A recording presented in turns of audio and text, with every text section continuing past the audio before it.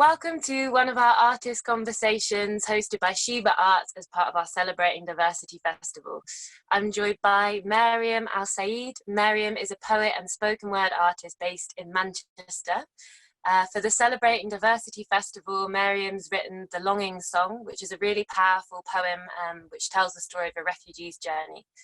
Welcome, Maryam. Thank you for joining me. Hi, thank you so much for having me. Could you tell me a little bit about what inspired you to write The Longing Song and what you were kind of exploring with the poem? Yeah, so a year ago I went to Lebanon and I worked with Syrian refugees, and I became quite close to quite a few of them. So we used to share quite intimate stories about their journey, about all their feelings that they have, like living in Lebanon, living away from family. And then I don't know, I think since then I was always drawn to stories about refugees, and it's amazing because we see so many photos of like refugees, like, you know, traveling across the water in their sailboats and trying to seek safety, but we don't really know what's going on internally.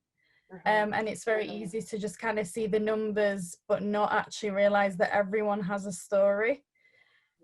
So this poem is really about that kind of journey and the journey of grief as well. So it's like, it kind of mirrors the journey of grief, like the confusion, the heartache, that feeling of isolation and confusion.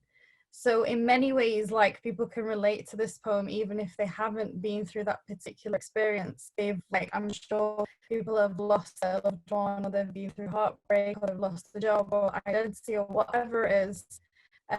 But I guess we can't even imagine what it must be like to lose all of those things and travel and not know, have this sense of uncertainty.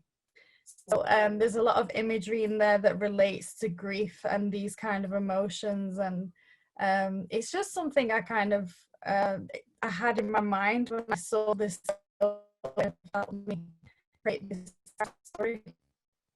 Yeah. Great. Thank you. Yeah, I think you're so right in that, especially like, terrible newspapers like the Daily Mail and things like that, constantly printing really like dehumanizing and you know, like stories of kind of like swarms and like all these horrible use of language. And I think it's so valuable to tell stories and to tell like human stories about obviously real human beings. Exactly. Yeah. So, I know that you're really passionate about poetry and that you've been writing for a long time and that you've done lots of different projects and poems. What was it that first inspired you to write, and what was it that drew you to spoken word specifically? So I think I've been writing like since I was very, very little. Like, I remember one of my friends told me that I wrote a poem about her broken toe, which is so random. But like, I must have been writing for a very young age. And then it was in high school, I was in year 8, and I won an award for a poem I wrote about Iraq. And I was like, oh, I think I have like something I'm quite passionate about. So like, I would always write, but I think only like in the past few years, I'd say, I've really used writing to help with like my healing and kind of expressing myself, finding my identity. And then just became a lot more passionate about poetry in general. And I think there's something quite powerful about, you know, speaking into a camera and kind of engaging with an audience, being quite vulnerable as well, because poetry can be quite vulnerable. So I think spoken word adds that layer, doesn't it? And it kind of provides that intimacy with the words. So that, I think that's why I kind of ventured into spoken word. Yeah, and I have to say I much prefer it. Yeah, I think it's also quite an accessible form of poetry for people that maybe don't want to sit down and read a book of poems or whatever. It's kind of more immediate, like it can be easier to access. That's so true.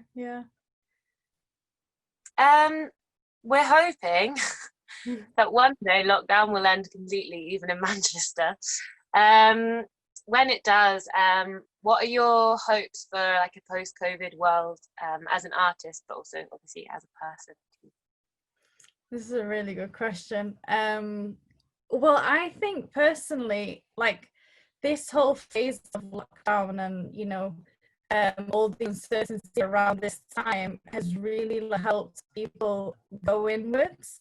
And a lot of people have used creative expression to kind of help navigate themselves throughout this period. And not only that, but just it's kind of provided some sort of like healing, some sort of comfort. So I think now that people maybe have recognized how important it is to be creative and how important it is to engage as a community with creativity, I think post-COVID, I think people would have cultivated so much that I feel like there's so much to be excited about in the arts world and the creative world. So I think for me personally, I'd say maybe engaging even more with communities and really embracing that, because I'm sure we'll miss that sense of unity and sharing creative expression. Yeah. Yeah, and for people kind of realizing that, like you say, art is for them and for how they experience it, as opposed to like, it doesn't need to be perfect. You don't need to be like Picasso. Exactly. It's just like you doing something that makes you feel. Definitely, and because everyone's kind of slowed down, they've realized actually what is it that makes life so beautiful or worthwhile, and it tends to be, things that you create that help you build your creativity and express yourself. Yeah. No, yeah, you're very right, I think. And also we've had the time too, because I think time is such a luxury normally in our lives, because we're so true.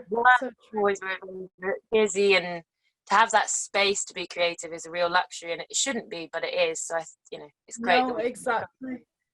It's very rare that we slow down. So yeah, it is. Yeah. It is.